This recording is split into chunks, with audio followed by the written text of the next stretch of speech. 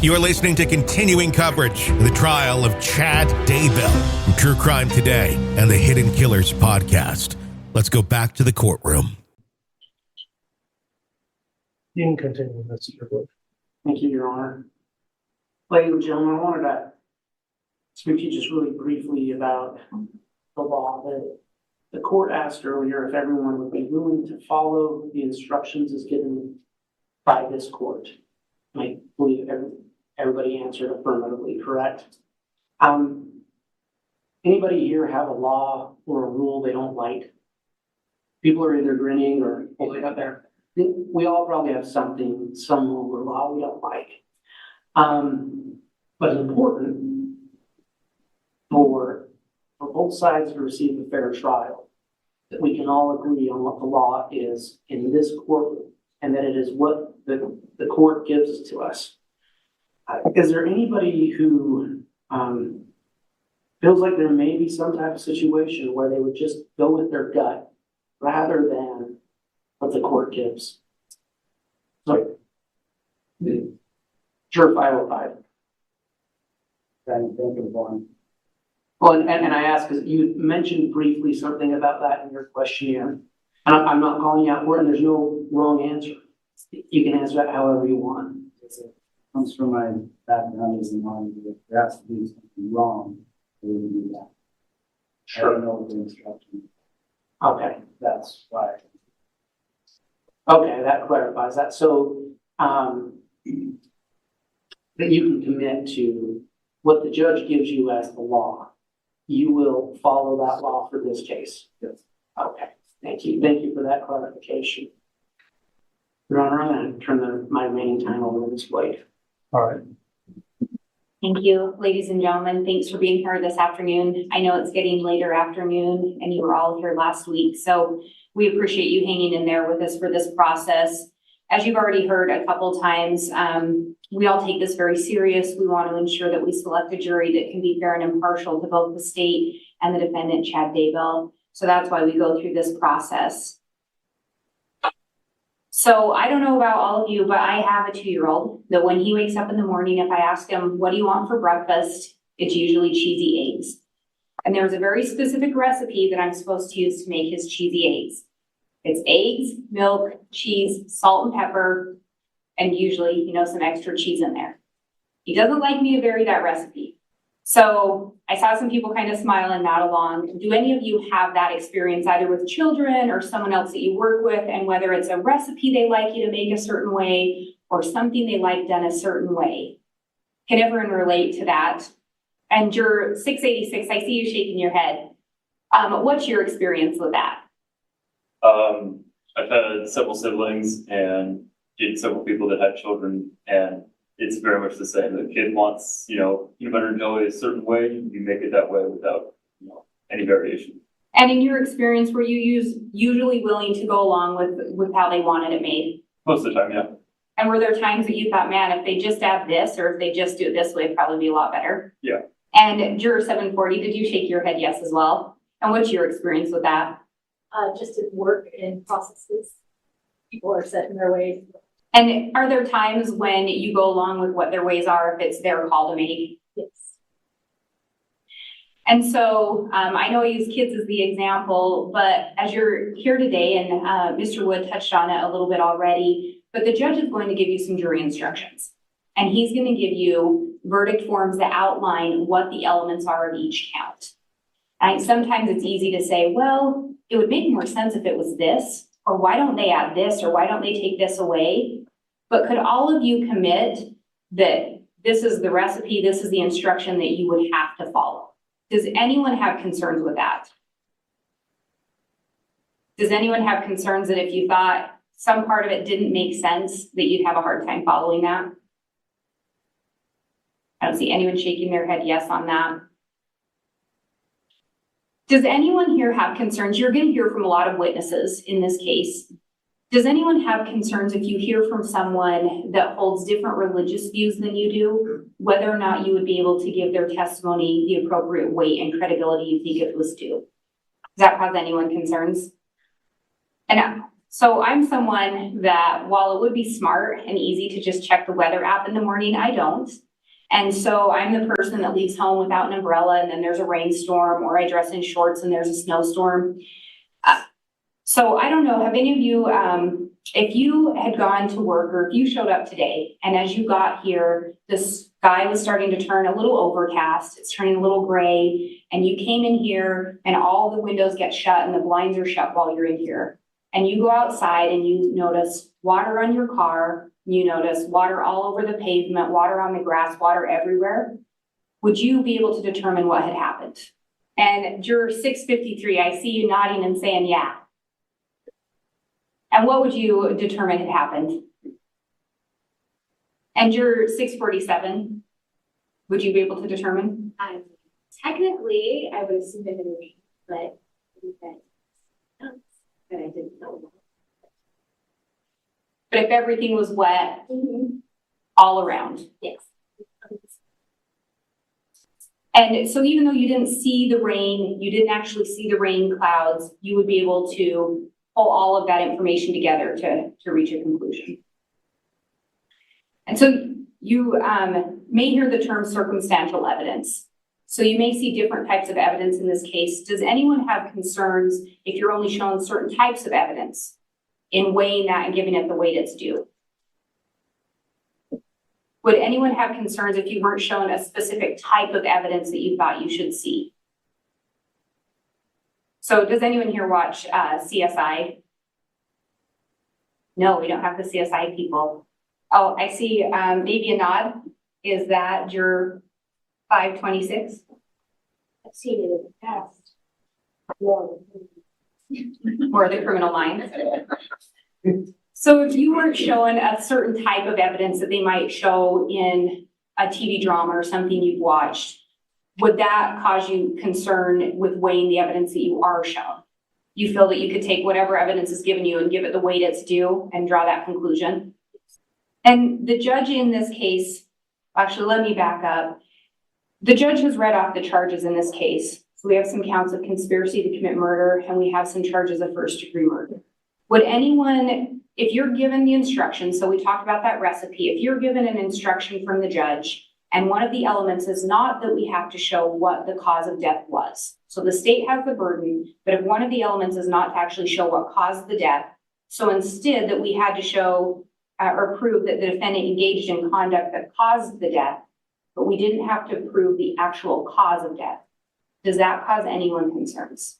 Would you be able to hold the state to the burden of showing, of meeting that element that a murder had occurred, but not add an additional element that isn't in the instruction? Anyone have concerns with that? And you heard the judge give an instruction earlier today regarding conspiracy, and that is conspiracy are a couple of the charges here that you're going to be looking at today. Does anyone here have concerns? Because if you hear evidence regarding actions of other co-conspirators, does anyone have concerns in following the court's instruction that the conspiracy would be an agreement between certain parties to commit a criminal offense, and then one of those parties doing an act in furtherance of it? Knowing that, would anyone have concerns holding one person accountable for the actions of another co-conspirator? So if the state met the burden that all the parties had formed an agreement and only one person did an act in furtherance, if you're given an instruction that says just one person has to do that act, does anyone have concerns if holding one of the other parties accountable that didn't do that act in furtherance? So, and again, the court will be the one to give you the final instructions, but if you're given an instruction that with the conspiracy, it requires two or more persons to enter into some form of an agreement to commit a criminal act, and then that one of those persons commits some kind of an overt act in furtherance of the conspiracy. If person A didn't commit that overt act, but they were part of the agreement, would you have a hard time holding them accountable, even though it was person B that committed that overt act? And thank you for telling me you didn't understand. I should have said that. If anyone ever has any questions, please let me know. So with that additional explanation, would anyone have concerns holding person A accountable along with person B? See people shaking their heads no. I may have just a moment. That's all the questions the state has right now. All right, thank you, Ms. Blake. Mr. Pryor, you can conduct or dire with the group. Thank you. Good afternoon, ladies and gentlemen. My name is John Pryor. I'm here today representing Mr. Daybell. I want to start off by telling you a little story. And many years ago, and I told it to the other folks before you, I was a juror in a jury trial. And the lawyer in that jury trial asked, is there anybody who just doesn't want to be here? And I smiled, and eventually I put up my hand and said, yeah, I don't want to be here. And it wasn't anything of a significant trial. It was just one of these things that I had so much going on as a student, a lot of other obligations that I just didn't feel like I could focus or do the job that was necessary. So I'm going to submit that to all of you. And folks, it's really important. More important than anything else, we just need to be truthful with each other. And there's no wrong or right answer. There really isn't. If you don't want to participate in something, the best thing to do is say, you know, I just don't want to do this. Because like anything else, when I have chores around my house to do, and it's time to take the garbage out, and I don't like taking the garbage out, and I'm going to do everything I can to avoid taking the garbage out. And if it's something that you just don't feel like you want to do, you know, you would generally not put the effort into it that you would put into something that you enjoy doing or something that you feel okay about doing. So again, is there anybody here who, and please be honest, it's really what it's all about. There's no wrong, there's no right answer. It's what answer is in here, and that goes to each of you. I'm not going to judge. These folks are not going to judge, and at this point, the judge isn't going to judge. It's a play on words, I think.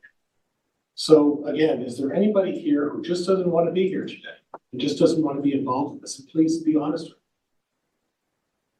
me. Is there anybody here who believes that because Chad has been charged with this offense, that he's guilty right now? No. Okay. Is there anyone who can affirmatively tell me that they're going to listen to the entire evidence in this case? I mean, all of the evidence. That means after the state of Idaho, these prosecutors put on their case, and after Chad and I have an opportunity to put on our case, that you're going to wait before you make a decision in this case. Can everybody promise me that? Put your cards in. You can promise me that, please. Thank you. And I'll try not to get you to exercise this too much, okay? I'll try to be patient with all of you as far as that's concerned.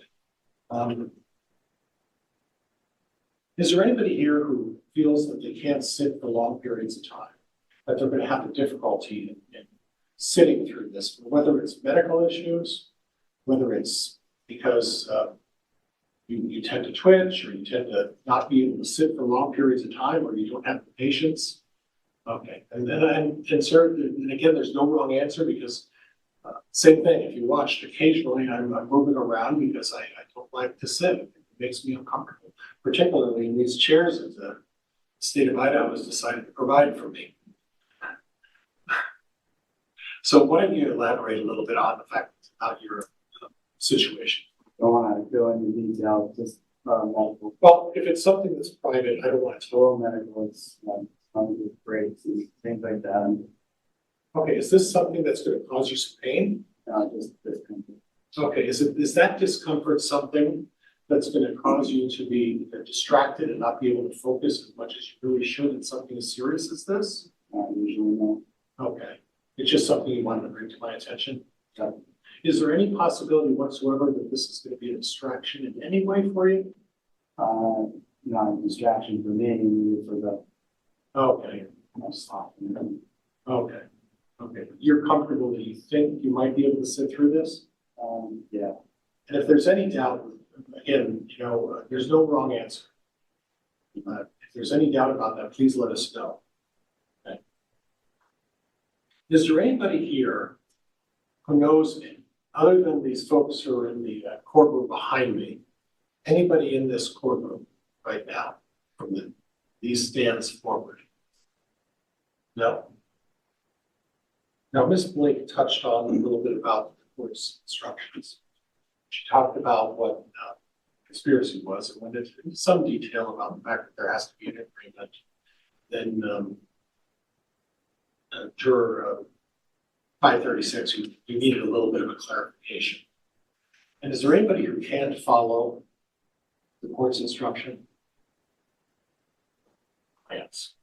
One of the court's instructions, it's going to be in regards to a conspiracy, is that the prosecuting attorney is going to have to prove that there's an agreement and that this agreement has to be among the parties who are accused to be in this conspiracy. Okay? Is there anybody here who doesn't understand what an agreement is? Juror number 526, what do you understand an agreement?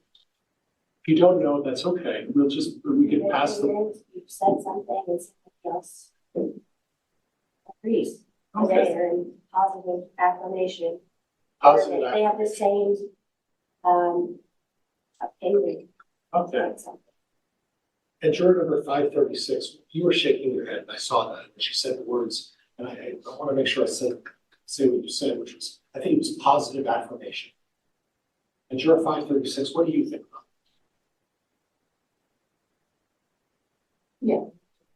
Be of the same thought. Well, If they're saying specifically to do a certain act, it? Okay, you can agree on something, not agree to do something. okay. And juror, I'm going to reach to the back, and juror number 686. How do you, yes, how do you feel about this idea of agreement? How do you define that? Two or more parties come to a similar plan, agree on the details of the plan or whatever the idea is, and having trouble defining an agreement, but both parties have a similar thought and have stated that they match each other. So does it have to be stated? For an agreement, for direct agreement, yes. For an implied agreement, if everything else around it matches, then yes, but that can be argued either way. It can be argued either way. So if you don't have the people making a positive affirmation, you have some questions about that. Not entirely sure how to answer that. And that's okay. And it can be a confusing issue, can it? Okay, and juror number 653, how do you feel about I didn't say there's multiple aspects. it? Okay,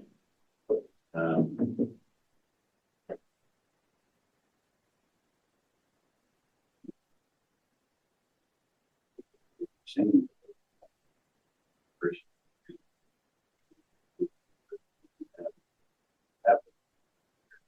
okay. And I'm going to move on to juror number 647. Is it an agreement if someone is tricked into it or fooled into it? No, because they weren't given all the information or the proper information. So in order to have an agreement, everybody needs to know what's going on, know the terms. Yeah. Juror number 631, what do you think about what 647 just said? I agree. Okay, is that it? Straight to the point, right? And juror number 617. I agree too. I think that if you don't have all the information and you're tricked into it, it's not an agreement. Okay, all right, thank you. How do you folks, well, I think I'm going to pass on that judgment. You know, at this point, I think I'm going to pass it. I appreciate everybody's time. Thank you very much, folks. I really appreciate it. All right, thank you, counsel. Your Honor, Mr. can Wood. we just ask a couple questions? In the group setting here?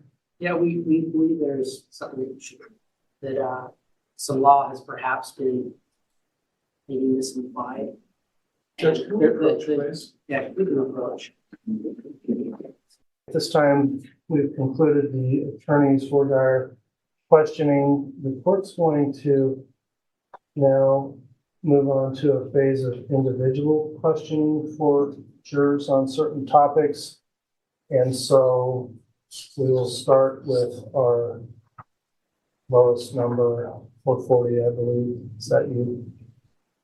And we'll have the other jurors excused to the jury room while we discuss individual topics with the jurors. So if you're not juror 440, please follow the bailiff out to the jury room. We'll call you back in when we get to you. All right, please. Thank you. Please be seated. All right, juror number 440, we've got some indication in your questionnaire regarding both topics of potential, what we call bias. Don't take it personally. It's a question of whether or not you formed any type of an opinion based on pretrial coverage, and the other issue of a potential, there was some concern of hardship raised in your questionnaire also that I would permit the attorneys to ask about.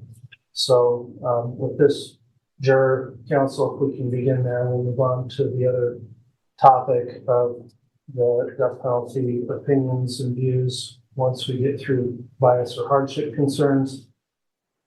If the state's prepared, you can proceed with individual voir dire for juror number 440. Thank you, Your Honor. Juror number 440, I want to clarify a few things in your questionnaire to see if they're accurate, if they are going to cause any concern, or if they're not.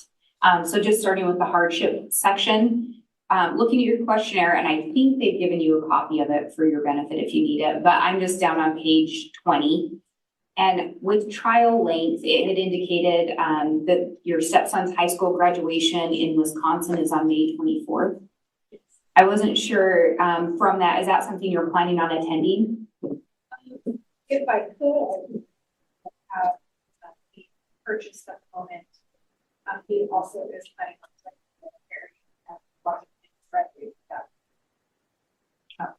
And graduation from the military, you said he's just going to be joining.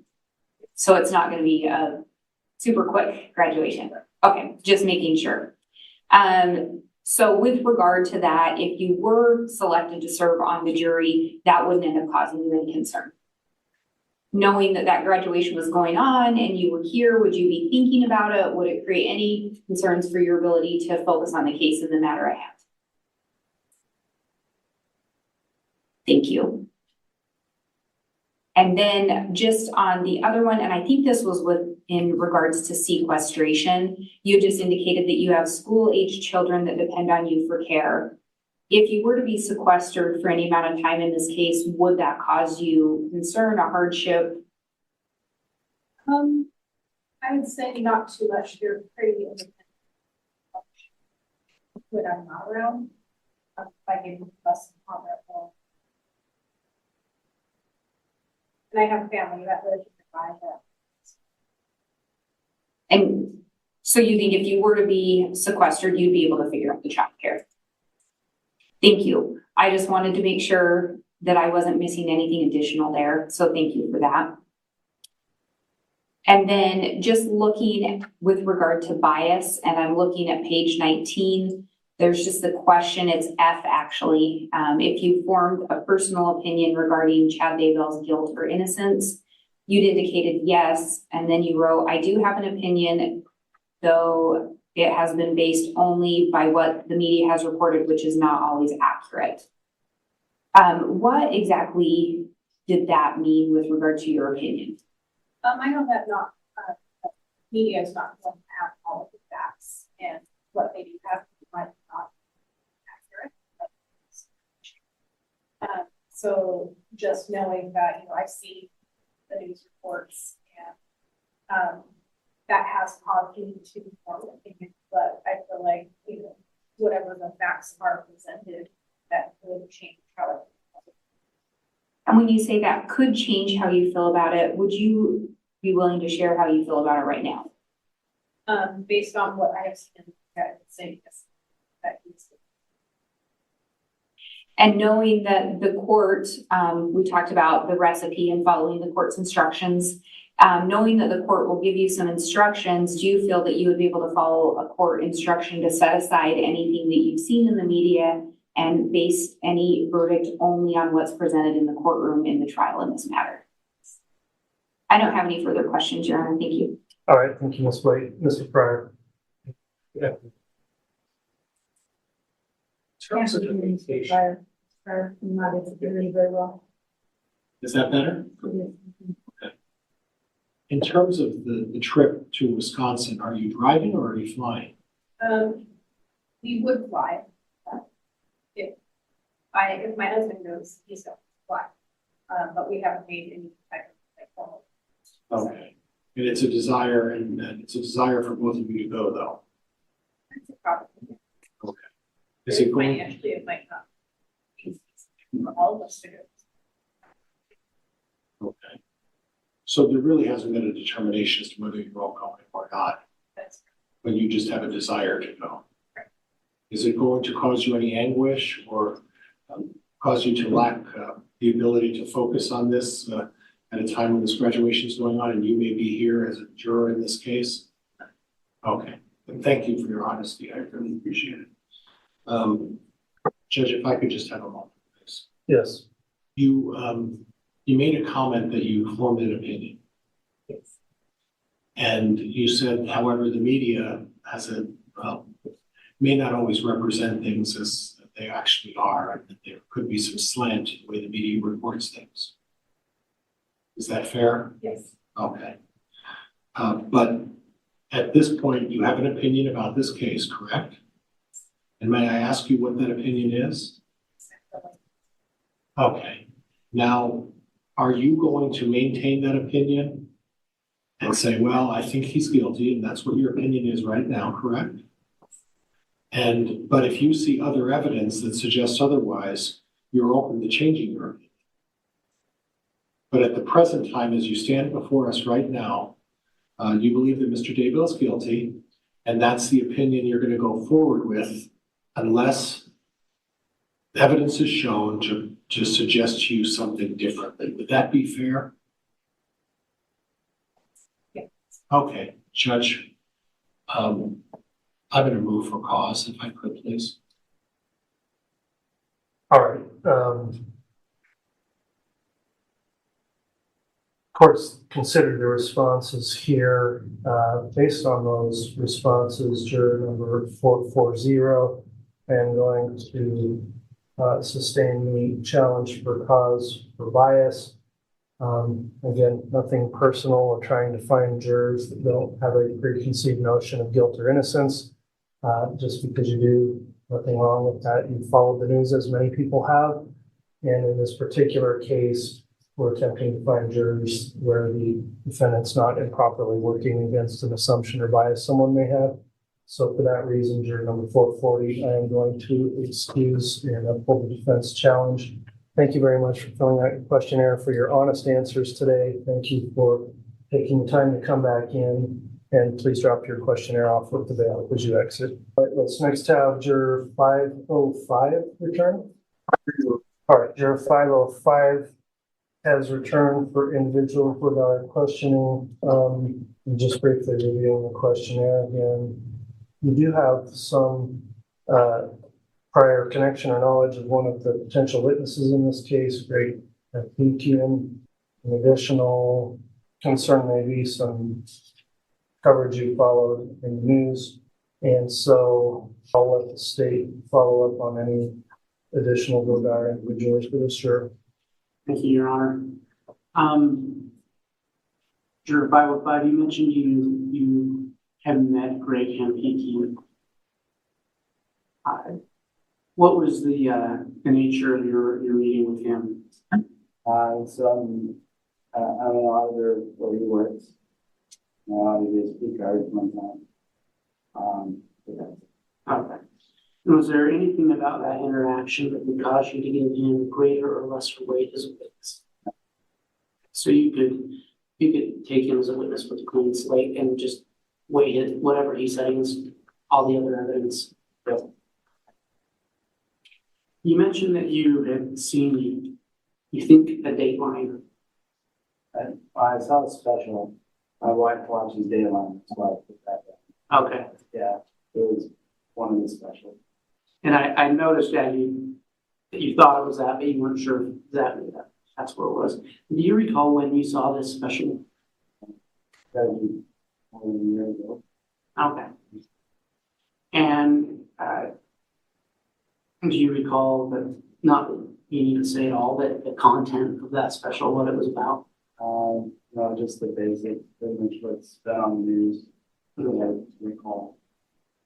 And was there anything in that special that led you to lean either way as to the potential guilt or innocence of this defendant? Not really. I don't remember it, to be honest. So, not been special.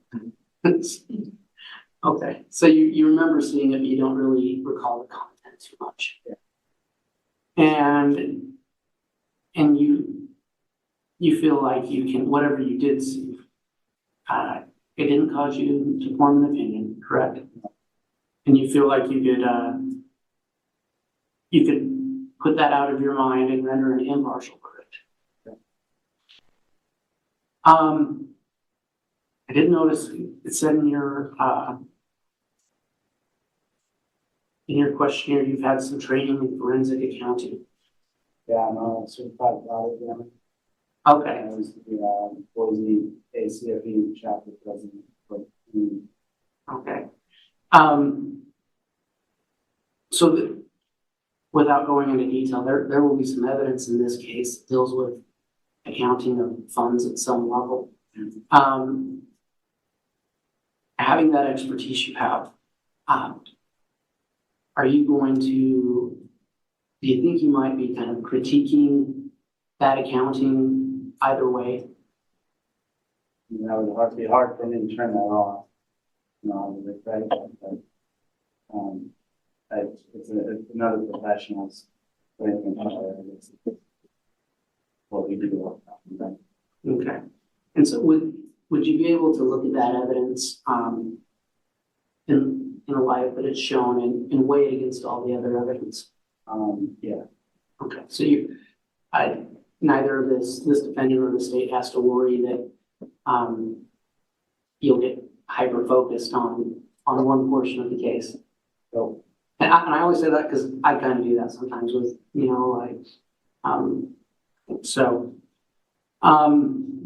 I have nothing else about bias. All right, thank you, Mr. Wood. Mr. Pryor. No, nothing, Judge, thank you. All right, thank you, counsel.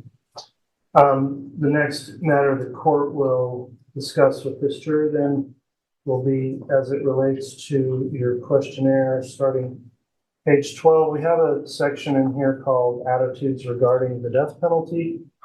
Juror number 505, do you recall reading through those questions and filling out the answers for those questions in that section?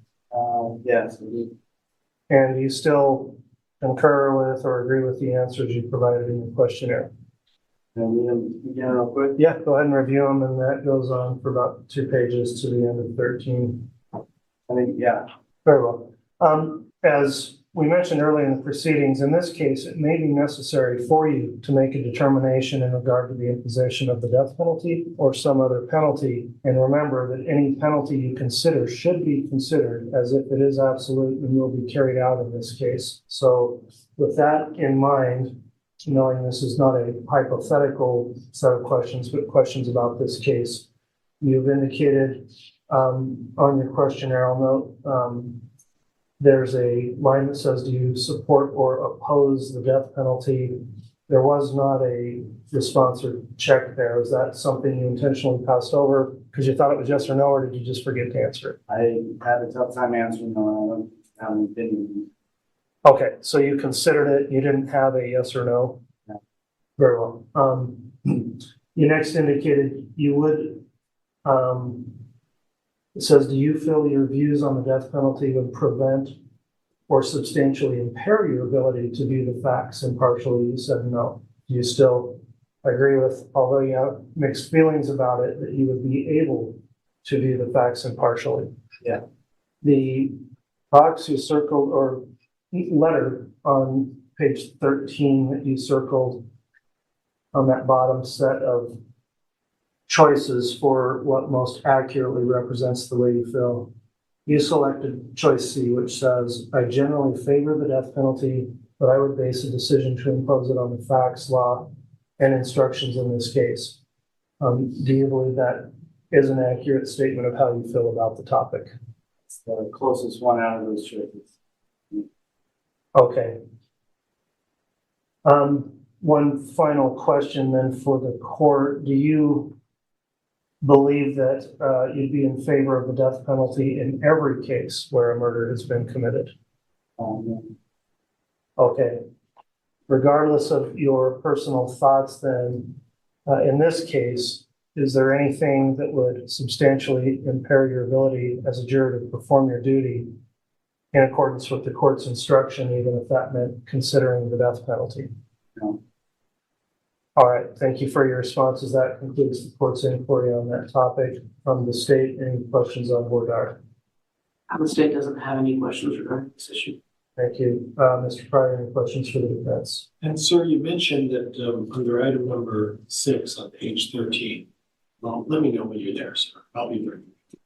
Okay. You circled number C. Yeah. And if I'm not mistaken, you said, well, that one's the closest to the way I feel. Would it be? I think if that is support or not, I would be more towards supporting. But Would it be fair to say that you're neutral?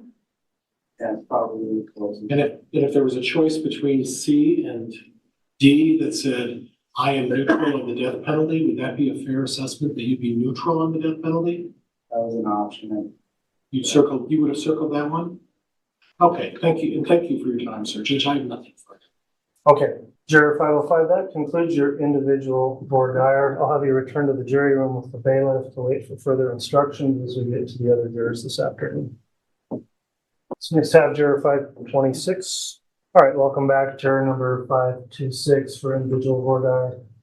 The court does not see much in the way of any prior case exposure or knowledge. There is some mention of hardship that may be addressed. If the state would like to inquire as to that, then we'll move on to our next topic after hardship's addressed. Thank you, Your Honor. Ma'am, hi. You indicated that you offered dog boarding in your home. Is that something that you do for income? Yes. And so if you were selected as a juror in this case, would a 10-week trial cause you financial hardship? No. Do you have any pre-existing arrangements or contracts to provide that service with anybody that you would have to cancel or anything of that nature that would provide you hardship or be a hardship? If I was chosen, then I would let the families know that has spoke to me. That's something, and I'm no longer available. It's that kind of thing. Okay. Thank you. Sorry to try. It's okay. You also indicated that you have a little boy who has a birthday on June 1st. Is that correct? Yes. Is that going to be a local celebration or would it be something out? It's supposed to be at my house. Would there be something about throwing that party or having that celebration that would create a hardship for you that would make you unable to serve on this jury? No. Okay. Thank you very much. I have no other questions at this time. No questions, Judge. Thank you. All right, thank you. The next topic then for Juror 526 we're going to discuss is as it relates to the responses you provided in your questionnaire about attitudes regarding the death penalty. So that's a section within the questionnaire starting on page 12. Do you recall reading those questions and providing answers to those questions? Yes. And are the responses you provided when you filled this out last week still accurate in the way you feel today? Yes. Okay. In the first response, how do you feel about the death penalty? You said, I do not believe in it. later on the second page, 13, there were some choices there. And you said what most accurately represents the way you feel would be choice D, quote, I am generally opposed to the death penalty, but I believe I can put aside my feelings against the death penalty and impose it if it is called for by the facts, law, and instructions in the case. So I'd like to ask if that is still the way you feel about that topic as you sit here today. Yes, it is. Okay. And understand here in this case, we're not just dealing with hypothetical questions now. I would advise you in this case that it may well be necessary for you to make a determination in this case if you serve on the jury in regard to the imposition of the death penalty or some other penalty. And remember, any penalty you consider should be done as if it is absolute and will be carried out in the case. So with response to that, you did state that although you may feel opposed to it, you would still follow the facts, law, and instructions in the case, and if required, would be willing to follow those instructions on the death penalty. Is that the way you feel as you sit here today, knowing you may serve as a juror in this case? Yes. Kind of like what you were saying earlier, the recipe that you're given. Does that make sense? It does. It was the. So although it's something you may not be in favor of or like or agree with, if that's the law and the court tells you that is the law, you would be willing to follow an instruction in this case to follow that law? Yes. All right, that would conclude the court's voir dire as to this particular juror. Counsel for the state, if you'd like any follow-up, I'll allow that as well as the defense. I don't have any questions, Your Honor. Thank you. All right, from the defense. To the defense judge. All right. That will conclude our individual voir dire for juror 426. Thank you for coming back and your answers. The bailiff will tell you what happens next, and we'll have juror 536 brought in. All right, juror 536, thank you for returning for some individual questioning here. Reviewing your responses, let me first ask, are all the responses to the best of your recollection still accurate that you provided in this questionnaire? Yes. Okay, thank you. There's been some indication of previous knowledge of the case and perhaps an opinion expressed by this juror regarding guilt or innocence. I don't see much in the way of a concern for potential hardship. So for the state, if you'd like to inquire as it relates to any potential bias, I'll begin there and then I'll move to the defense. Thank you, Your Honor. Excuse me. So, ma'am, the other question I have with you, I might reference you to some pages just to make this a bit easier. I might call your attention to page 15. Excuse me. My first question, at the bottom of page 15, you did make an indication that you learned some things about this case from local news, and you mentioned perhaps Daylight or some other special. Right? Maybe, yeah. I watch a lot of shows. Okay. So then I would just draw your attention down to the next question. It says, I have an opinion that he was involved. That's referencing Chad Daybell. Can you explain that more? What did you mean by your opinion that he was involved? What do you believe as you said there? If we could mute the on-table mic while we use the handheld, I think. Oh, okay, thanks. Your mouse, perhaps. Sorry, ma'am, did you get that question? Yeah, so when it was first in the news with the kids missing, it just seemed like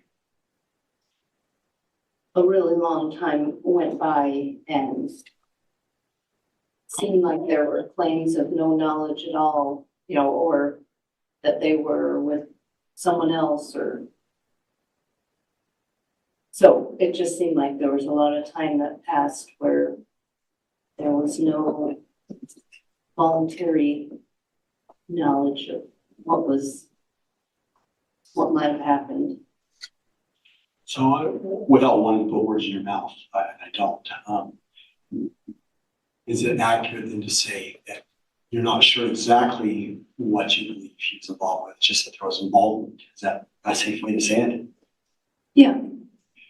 Now, you understand that, as Mr. Daybell says here today, until the state completes our job and proves he's guilty, he's got the benefit of a presumption of innocence. You understand that? Yes. Okay. When you make the comment in the questionnaire about you believe he's involved, do you think that's going to impact you and your ability to presume his innocence until you believe he's been proven to be guilty? No, I know that I need to go by the evidence that we are given. You're prepared to do that? Yes. Okay. I next like to direct your attention that, excuse me, to page 19. On page 19, the very last handwritten response that you made, it says, I can't think of any specifics to point to specific involvement or specific actions. And that was in response to a question about an opinion. Did you have any other opinion about Mr. Daybell or this case besides that you believe he was involved in some way? No. You on the bias portion, Your Honor, I don't have any more questions for this juror, but I may have some others. Thank you. Mr. Pryor? Juror number 536. You made the comment that you think he was involved. Was that based on the facts that you had heard some time ago and said, you know, looking at this thing, it seems like he has some involvement in this? Would that be fair? Or is that how you feel at the present time? Well, I guess both then. Okay. Okay, so going into forward, if you were to be chosen to stay on the juror, is your mindset that he's guilty right now and I'm going to have to prove that he's innocent? No. Okay, and that's really what I'm trying to get at is at the present time, you have information based on what some of these folks in the media have provided to you, right? Right. And you recognize that that may not have anything to do with the truth. Right. And you may recognize that when media outlets and all of these TV shows that talk about this stuff, they have a tendency to sensationalize things. Yes. It's what sells. I mean, newspapers take all sorts of liberties. TV shows take all sorts of liberties because they have to do that gotcha thing. Right. You recognize that. Yes. And at this point, you don't have any bias or you haven't made a decision that Mr. Daybell is guilty at this point. Is that fair? Correct. So you would be agreeable to looking at all the evidence. That includes what the state of Idaho does and those prosecutors and what I put on before you actually make your determination of what you're going to do. Absolutely. And you will guarantee to all of us that that's the process you're going to go through. And I appreciate you walking through this. And you understand how important that is, correct? Yes. And I'm not trying to talk down or be condescending in any way. I'm just trying to make sure that I, step by step, that we both recognize that it's really important that you look at all the evidence and hear what everybody has to say before you say, this is how I feel about this case. And would you be agreeable to that? Yes. Okay, Judge, that's all I have. Thank you very much, Your Honor. All right, thank you. All right, juror number 536. The next topic I'd like to cover with you, and I'll have some questions and statements, and after that I'll allow counsel to inquire as well. This relates to attitudes or questions regarding the death penalty, and that's what begins on page 12 of the questionnaire. Do you recall reading those questions and considering and thinking about your thoughts on the death penalty? Yes. Are the responses that you provided still the way you feel and accurate today? Yeah. Okay. As I stated earlier in the proceedings, it may be necessary for you to make a determination in regard to the imposition of the death penalty or some other penalty in this case. So remember also, any penalty we're considering or discussing here in this case should be done as if it is absolute and will be carried out in the case. So with that in mind, you've made responses that on part B, you say, do you support or oppose it? You indicated you oppose it. Is that correct? Yeah, And when given just that yes or no answer. Okay. You next indicated in the next two questions that would not impair your ability to view the facts impartially. You still agree with that? I do. And you still agree with that would not impair in your ability to return a guilty verdict if the state had proven its case beyond a reasonable doubt? Right. Okay. If you look over to page 13, when you were given your choices on pre-written summaries of what you think most accurately represents the way you feel, you selected choice D, which reads, I'm generally opposed to the death penalty, but I believe I can put aside my feelings against the death penalty and impose it if it is called for by the facts, law, and instructions in the case. Do you still think that would accurately represent your feelings about the death penalty? Yes. Okay.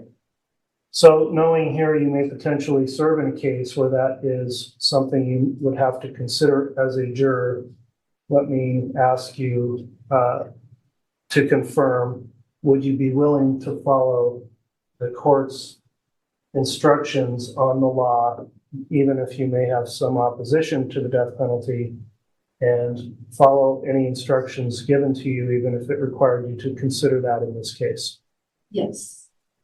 All right, that will conclude the court's questions as it relates to that particular topic. Moving on to the statement, any questions from the state on that? Yes, just a couple, Judge.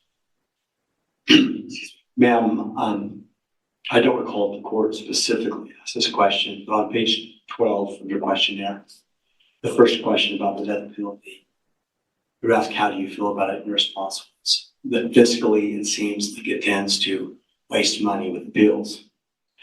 Can you first explain your perspective on that? What do you mean by that? It just seems like there's a lot of money wasted, and with the appeals and everything, it just goes on and on. So, life in prison is a lot of times what they usually end up serving anyway. So yeah, there's just a lot of money spent there.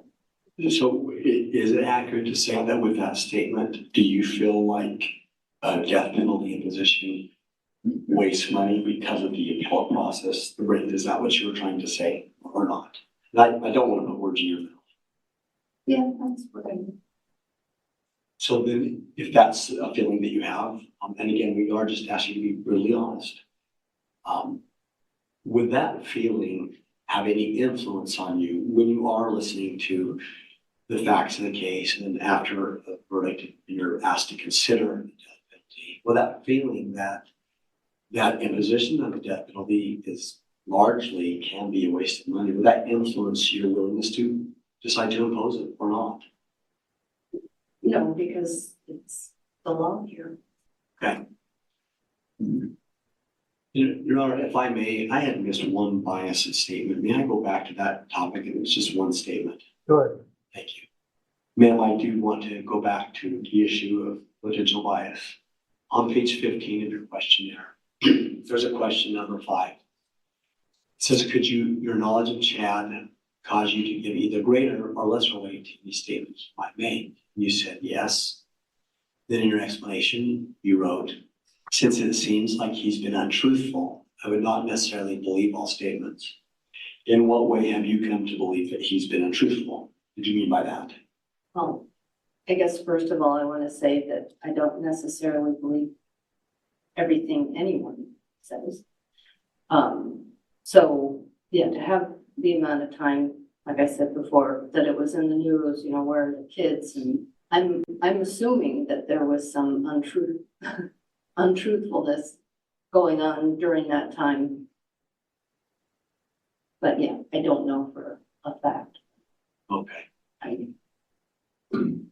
Well, thank you. I'll just leave it with the last question. And so that feeling that or assumption that he was in some way untruthful, Is that something that you can set aside and still give him the presumption of innocence until we can prove that he's guilty? Yeah, but I won't necessarily believe every statement that he makes just because he says the words. So is it fair to say that you maybe have a bias as to his credibility if he were to take the stand and to testify? Is that what you're saying? And I'll remind you, the judge will likely instruct you that you don't have to believe all of anybody's testimony or none of anybody's testimony. It's entirely up to each juror to decide what portion of any witness's testimony they choose to believe.